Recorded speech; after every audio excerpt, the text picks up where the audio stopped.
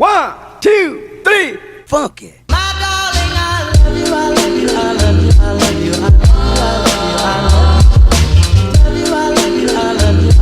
Bienvenue sur Exclusive, le podcast des cyber TDS. Merci de me rejoindre sur ce format afin de parler de l'univers des webmodèles, créatrices et créateurs de contenu pour adultes. On parle ici d'expériences de vie, de tips entre collègues, de bien-être, de culture, d'events, d'émancipation et bien d'autres sujets dans un espace safe. Moi c'est Nélane, je suis camgirl depuis 6 ans et dans cet épisode, on va parler de poésie, de créativité et du documentaire Télétravail du sexe avec Swan.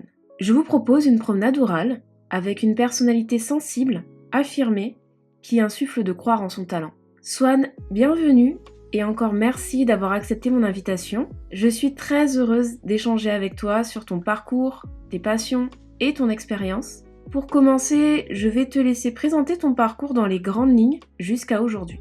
Alors moi, juste avant d'être TDS, j'étais serveuse dans un restaurant. Ensuite, j'ai quitté mon travail à cause de burn-out. Et il y a eu le confinement.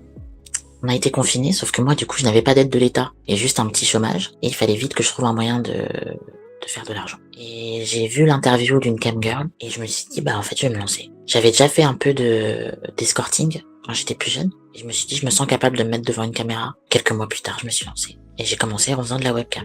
La webcam, j'ai commencé à faire des vidéos, à vendre mon contenu sur des plateformes. Et j'ai recommencé à faire de l'escorting. Et j'en suis là aujourd'hui. Ça fait depuis combien de temps que tu fais de la création de contenu à proprement dit en fait? Ça fait depuis octobre 2020. D'accord, ok. Je fais de la création de contenu.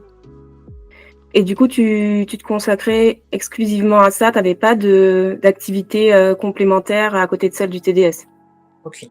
Et est-ce que tu as des centres d'intérêt quand même à côté du TDS? Eh bien, en ce moment, c'est la poésie. J'envisage de peut-être faire un petit recueil. Du coup, j'écris en ce moment de la poésie. Voilà, c'est mon truc. Est-ce que ça fait longtemps que tu fais de la poésie ou tu t'es découverte une passion il y a pas très longtemps pour la poésie? Alors moi, j'ai fait une école d'art. Du coup, dans ma manière d'appréhender ce que je faisais à l'école, il y avait déjà une forme un peu poétique. Mais j'étais pas forcément dans l'écrit, mais dans la poésie de l'existence, on va dire, qu'on va essayer de retranscrire sur un médium tel qu'il soit, que ce soit le dessin, la photographie, le collage, etc. Et récemment, je me suis dit, j'ai commencé à écrire un petit peu et je m'y suis un peu plus penchée. Et je me suis dit, je vais me mettre à écrire, ça y est. Et je suis toujours inspirée aujourd'hui par des choses qui m'ont inspirée avant quand j'étais à l'école. Et qu'est-ce qui t'inspirait quand t'étais à l'école? Beaucoup le mouvement romantique, aussi bien dans la littérature que la peinture, la musique, tout ça. Les poètes symbolistes aussi, comme Baudelaire, Rimbaud, Verlaine. Et j'aime bien la poésie contemporaine aussi. J'ai lu récemment un recueil qui s'appelle Les Ronces de Cécile Coulon, que j'ai beaucoup aimé. C'est très porté sur la nature, parce qu'elle décrit un lieu où elle va tous les ans, et toute la poésie qui ressort de ce lieu-là, à travers des petites choses du quotidien notamment. Et c'est quelque chose qui m'a beaucoup touchée. Parce que parfois il y a une certaine mélancolie qui peut ressortir, et je bosse beaucoup aussi avec la mélancolie. Voilà, c'est ça que j'ai aimé. Et les haïkus aussi, ça me parle. Voilà, plein de petites choses. Du coup, est-ce que tu dirais que la mélancolie, c'est un trait de ton caractère? Ouais, plutôt ouais. Moi, petit coming out, je suis bipolaire. Donc je flotte avec la mélancolie par période, on va dire. Du coup, c'est vrai que c'est quelque chose qui peut beaucoup m'inspirer pour mon écriture ou les formes d'art que j'ai pu toucher à des moments de ma vie. Alors c'est intéressant ce que tu dis parce que la question qui arrivait après, c'était est-ce que justement tes poèmes ils visaient à dénoncer ou valoriser une thématique en particulier? Ton feed d'Instagram, j'ai un peu vu les poèmes que tu mettais et tout. Et moi, la première question qui m'est venue, c'était est-ce que en fait, c'était des univers parallèles à ta vie ou est-ce que c'était des univers vraiment inventés? Ça se rapproche vraiment de ma vie. En ce moment, j'écris beaucoup sur l'absence de l'être aimé en soi, mais qui n'existe pas forcément, ou l'absence du regard de quelqu'un, la solitude. Du coup, en général, ça peut partir de sentiments que je peux ressentir, pas forcément de moments de ma vie fixes, mais de ressentis que j'ai pu avoir, en parlant de dépendance affective ou de choses comme ça. Alors tout à l'heure, tu as parlé des beaux-arts. Tu as dit que tu avais une formation des beaux-arts. Est-ce que cette expérience aux Beaux-Arts avait permis de développer en fait tout ce qui était créativité ou au contraire, ça avait plutôt restreint cette créativité?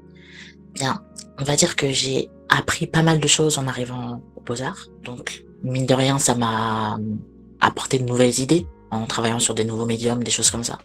Mais c'est vrai qu'en sortant de l'école, j'ai fait 3 ans, j'ai passé mon diplôme, j'ai été diplômée et j'ai eu un dégoût du stress que je vivais en fait à l'école, qui faisait que ça avait un peu dénaturé le plaisir que je pouvais prendre à créer des choses, quoi. Donc pendant un long moment, j'ai arrêté de faire quoi que ce soit. Et là, je recommence petit à petit. C'est pour toi un peu comme un refuge, non? Ouais, tout à fait. D'ailleurs, ça m'a appris pas mal de choses aussi pour le travail du sexe. Comme apprendre à tâter un peu les logiciels vidéo, les logiciels photo, à gérer la lumière, faire des petites affiches, des petites maquettes, un peu de design, des choses comme ça. Des petites bases. Mais mine de rien, je suis sûre que ça m'a aidé. Moi, j'ai fait alors c'est pas une école, moi j'ai fait art plastique à Ouais. l'université. Et en fait, pour moi, c'était important de te poser cette question parce que du frein ou du développement de la créativité quand on va dans des écoles spécialisées comme ça, quoi. Parce que moi, j'ai eu le ressenti que lorsque j'étais sortie de l'université, en fait, ça avait un peu freiné ma créativité. Parce qu'il y a énormément de codes dans l'art. T'arrives un petit peu innocent ou innocente, tu sais, quand t'arrives sur Ouais. ces écoles-là. T'as envie d'explorer plein de choses, de partager plein de choses, parce que c'est vrai que quand on est créatif, ou en tout cas quand on se dirige vers une forme d'art, des fois on n'a pas un entourage qui permet de pouvoir en discuter, tu vois. Et ouais, et justement, moi ça m'a intéressée parce que je me suis dit, tiens, peut-être que tu as une opinion différente sur justement ces écoles et ces universités qui permettent de travailler l'art. Moi, ce que j'ai ressenti, c'était très cadrant. Pour moi, je trouvais que c'était trop cadrant. On essayait trop de nous mettre dans des cases et qu'on perdait un peu cette flamme de la créativité. Et puisqu'on nous disait, enfin, le but de la créativité pour moi, c'est qu'on te dise, ben oui, tout est possible, tu vois. Ouais. Et en fait, des fois, on se retrouve face à des situations où on te dit, ben non, c'est pas comme ça qu'il faut faire de l'art. On va dire que moi, je regrette pas du tout d'avoir fait les Beaux-Arts. Je suis très contente, notamment parce que j'avais plein de matériel à disposition, chose que j'aurais jamais eu autrement. J'ai appris pas mal de choses, même des références culturelles que j'avais pas, parce que moi, je sortais pas, j'ai pas du tout grandi dans un milieu très porté sur l'art, quoi. Du coup, j'y connaissais vraiment pas grand-chose en fait en arrivant. Du coup, ça m'a donné plus d'inspiration pour faire des choses, mais c'est vrai qu'effectivement, ce stress à la création qu'on nous met sur le dos tout le long de nos années, ça peut créer des blocages, quoi, qui fait qu'en ressortant de là, finalement, on fait plus rien. Et ça peut être très dur d'avoir cette espèce de page blanche là où d'un seul coup on se dit que on est presque vide parce qu'on n'a rien à sortir, ou alors quand on sort quelque chose qui nous plaît, finalement, on se fait tacler derrière en nous disant que c'est nul, quoi. Donc c'est vrai que psychologiquement, c'est pas hyper simple non plus. Mais dans mon parcours de vie là maintenant, je suis très contente d'avoir fait ça quand même. La poésie, c'est une forme d'art qui est très papier. Est-ce que toi, ça t'arrive de donner une forme orale au poème que t'écris? Non, mais c'est un exercice qu'on m'a recommandé de faire, que je vais pas tarder à faire. Faire des petits enregistrements de ma propre voix, en récitant mes poèmes pour essayer de leur donner plus de vie, quoi. Peut-être modifier des fois la rythmique, voir comment ça sonne, tout ça. J'ai fait un peu de musique dans ma vie, j'ai été chanteuse. Du coup, c'est quelque chose qui peut me parler de lier un peu les deux. C'est quelque chose qui est quand même très lié. Alors moi, j'ai une vision extérieure. Pour moi, c'est deux arts qui sont complémentaires ou qui se ressemblent beaucoup. Pour toi, tu fais une différence entre la chanson et le poème? Bah, comme il y a le rap ou le slam ou le chant à proprement parler, ça flirte à chaque fois et puis ensuite on a la poésie. On va dire que ça flirte ensemble, mais c'est pas exactement la même chose. Après, quand on s'intéresse à comment classifier la musique ou les catégories et tout, on se rend bien compte que très vite c'est poreux et qu'il y a des choses qui se chevauchent et que parfois on va réciter un poème sur de la musique et ça va devenir du slam ou autre chose, etc. Est-ce que tu as eu une formation de chanteuse ou ça a toujours été présent dans ta vie? Comment tu as vécu cette forme d'art qui est le chant? Je chante depuis toute petite. J'ai eu des groupes, il fut un temps, de jazz, enfin de soul plus exactement. J'ai fait un peu de reggae aussi. J'ai enregistré un peu de rap, comme ça, dans des studios avec des amis. Mais ça fait longtemps que j'ai pas fait de musique. Ça me manque un petit peu, c'est vrai. La musique peut toucher aussi le TDS pour nous demander d'être dans des clips, par exemple. Ça, on a déjà fait des propositions comme ça. Plusieurs fois, sur mes profils, sur mes réseaux sociaux. On est venu me proposer de figurer dans des clips. Et est-ce que toi, t'as répondu favorablement? J'ai pas encore trouvé des personnes où vraiment je me sentais en confiance parce que je me dis souvent c'était pour des clips de rap, des milieux qui peuvent être très masculins, où il peut y avoir beaucoup d'hommes d'un coup au même endroit et des gens que je connais pas. Je me suis dit je suis pas sûre d'avoir confiance de me déplacer moi à Paris par exemple qui suis pas à Paris de base. Un jour pourquoi pas, ça me ferait plaisir, c'est un style de musique que j'aime beaucoup peut-être un jour, mais pour l'instant ce n'est pas arrivé. Toi, c'est quelque chose dont tu as besoin pour pouvoir exprimer ton art, c'est de te sentir en sécurité ou en intimité avec les gens à qui tu vas proposer ton art? Aujourd'hui, oui. En tout cas, ma poésie, comme c'est vraiment c'est un début, quoi. Je suis pas experte, mais j'y prends du plaisir. Mais je suis encore un petit peu timide, je pense. Du coup, pour l'instant, c'est à mes amis que j'ai fait lire. Mais j'aimerais bien essayer de sortir quelque chose, peut-être. Tout à l'heure, tu parlais de l'idée de faire un recueil de poèmes. Moi, je trouve que c'est une idée super intéressante dans le sens où c'est vraiment un projet qui te permet d'aller de l'avant, quoi, Ouais, toucher à de ça. nouvelles choses et tout. Je trouve ça super excitant en fait de pouvoir un petit peu s'extirper, tu sais, de juste je suis une TDS et Ouais. juste dire moi dans ma vie je sais faire ça, je projette de faire ça et tout. T'as déjà un certain nombre de poèmes? Bientôt 20.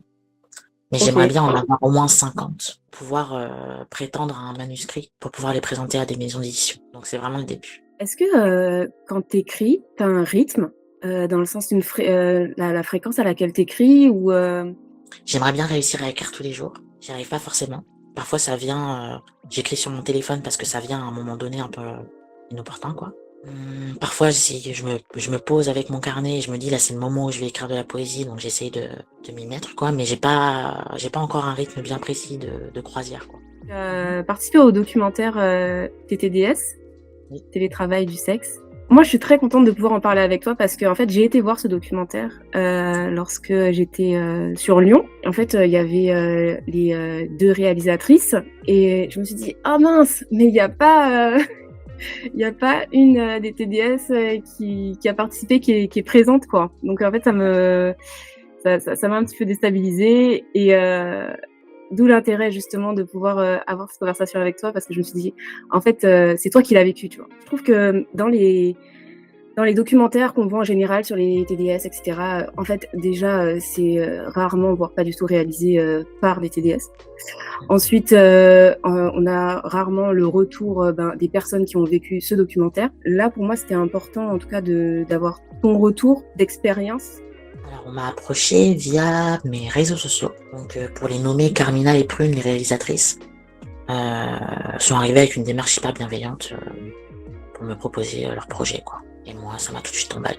Est-ce que tu les connaissais déjà avant ou Je les connais, enfin, si, je les connaissais des réseaux sociaux. Je les D'accord. suivais. Mais je les connaissais pas amicalement ou quoi que ce soit. Ce sont des personnalités qui étaient déjà bien connues dans le milieu du TDS? Ouais. Ok. Ce qui t'a, toi, permis d'être en confiance Oui, pour la tout à suite. fait. Tu disais qu'elles étaient arrivées avec une démarche bienveillante.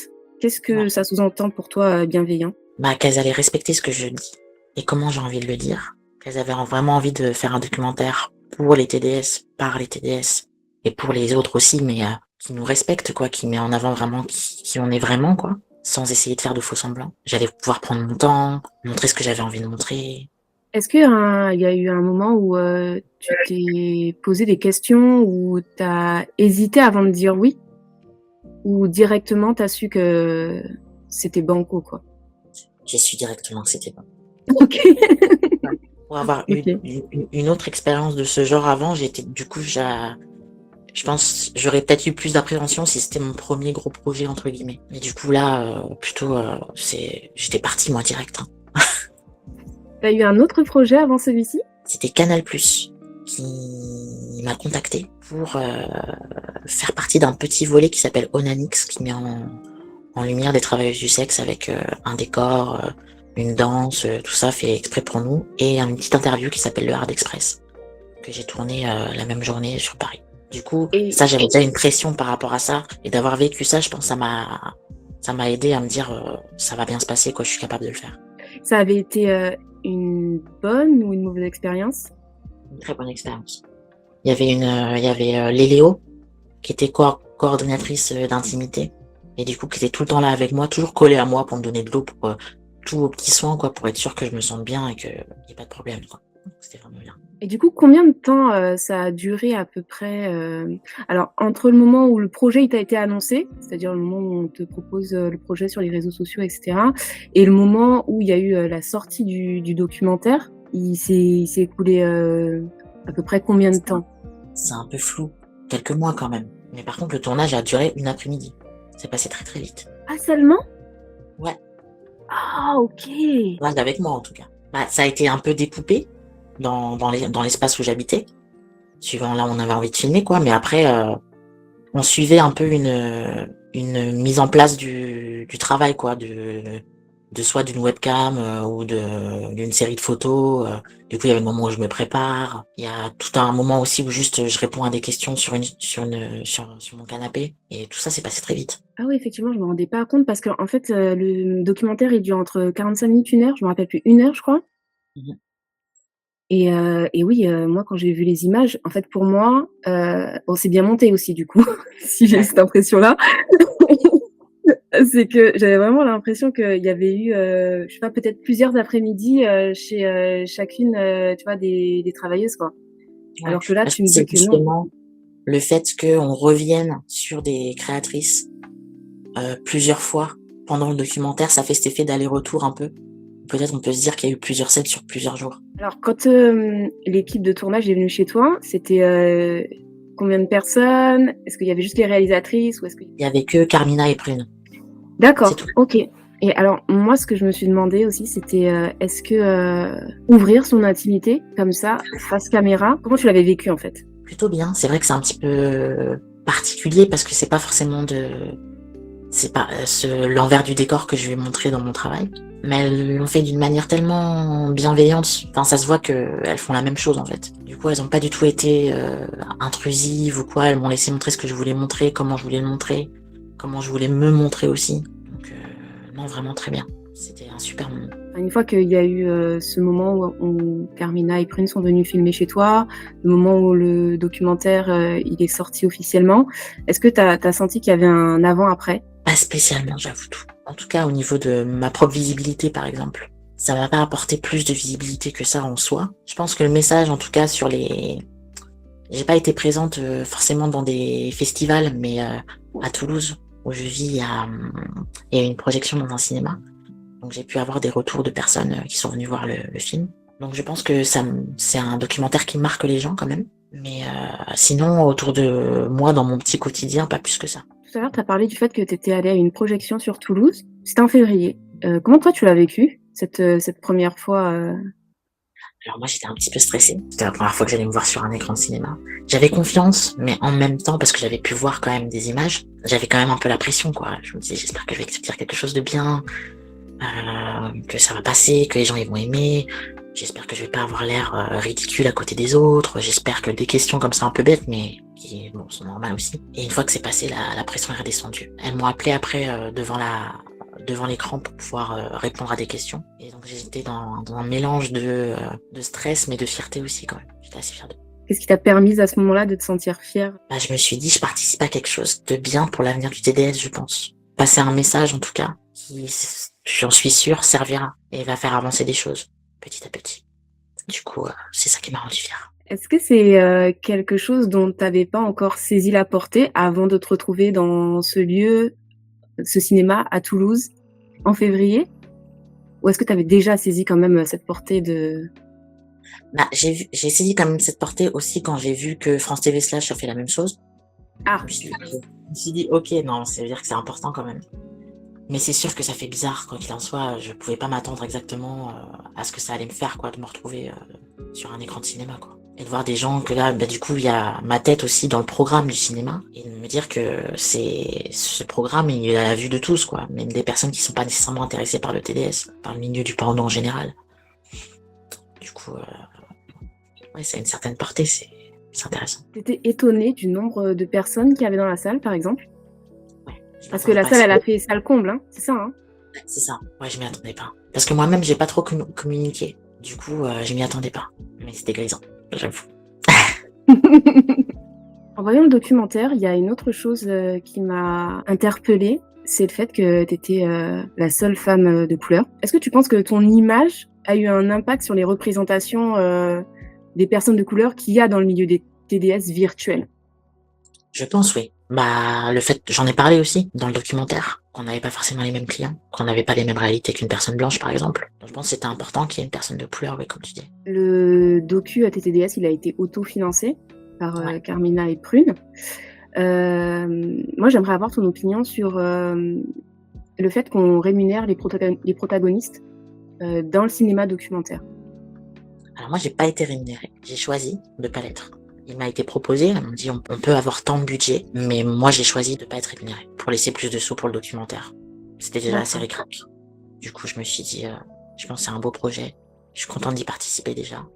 Mais en tout cas, je trouvais que c'était intéressant que les réalisatrices amènent cette façon de faire. Il y a un truc qu'il faut souligner, et alors c'est mon expérience, peut-être tu me diras si toi tu l'as vécu pareil ou pas, mais à partir du moment où tu rentres dans du TDS virtuel, il y a une forme de solitude en fait qui s'installe, où le lien avec les autres collègues est pas forcément évident, quoi. Il est pas forcément évident, il est pas toujours super sain aussi, parce que comme toutes les communautés, que ce soit les communautés queer, communautés antiracistes, toutes les communautés qui militent aussi, bah ça se peut se tirer dans les pattes. Pour des batailles d'ego, là en plus il y a l'argent qui rentre en compte. C'est pas forcément très simple comme milieu.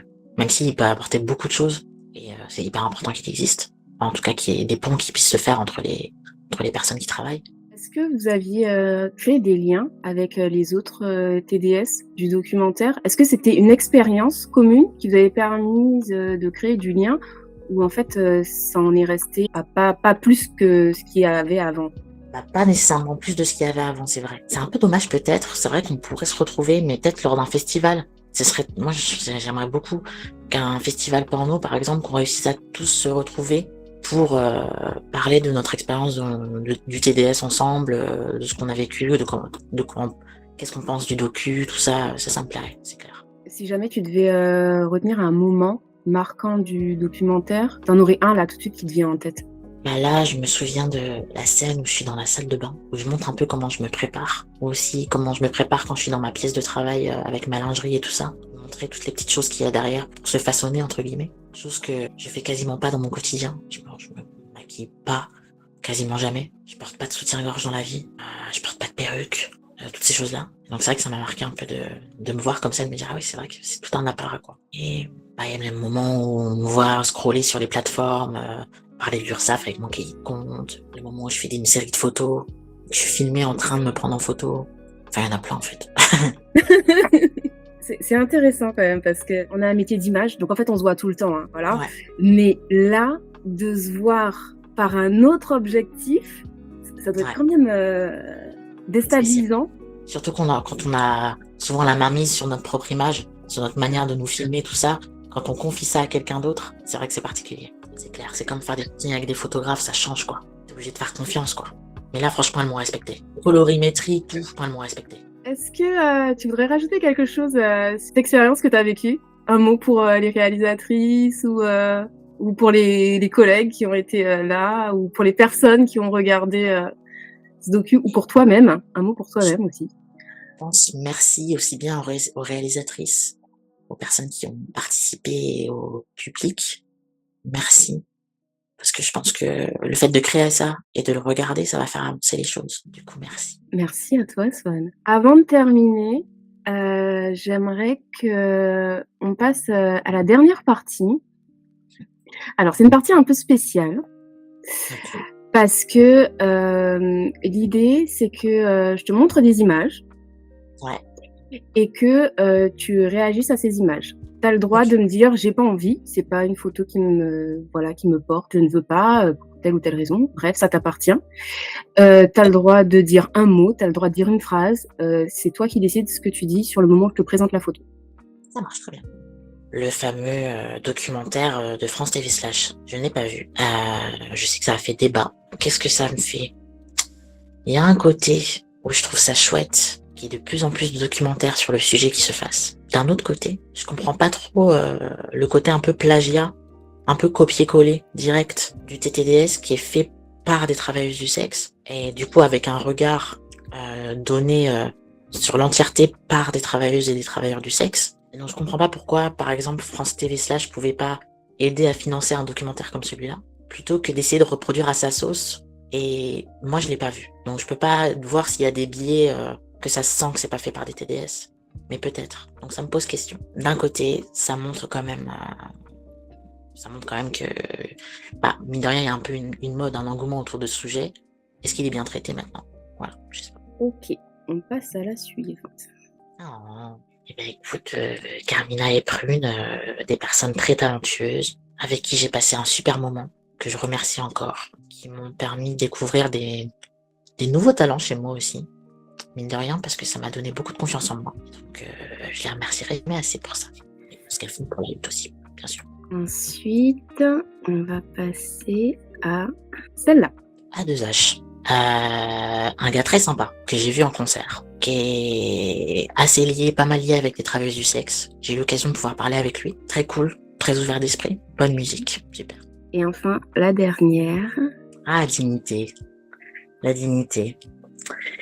Moi, ça me fait penser à toutes les personnes qui peuvent dire sur Internet qu'on n'a pas de dignité, qu'on se respecte pas. C'est un peu bizarre, parce que j'ai l'impression que la dignité, c'est un peu... Il y a que moi qui peux décider si je me respecte ou pas. Et puis même si je me respectais pas, à vrai dire, je suis pas sûre que ces personnes veulent mon bien, quoi. Souhaitent vraiment que je me respecte. Donc, quitte à aller dans leur sens, moi, j'ai même envie de dire que ouais, je me respecte pas. Et que c'est vraiment pas un problème, quoi. Même si au fond, bien sûr que je me respecte et j'ai beaucoup de dignité. Est-ce que tu veux rajouter quelque chose avant de finir? Bah, simplement te dire merci. Ce que tu fais, c'est un super projet aussi. Et je suis super contente que tu m'aies appelé pour te rejoindre. Merci beaucoup. Merci à toi.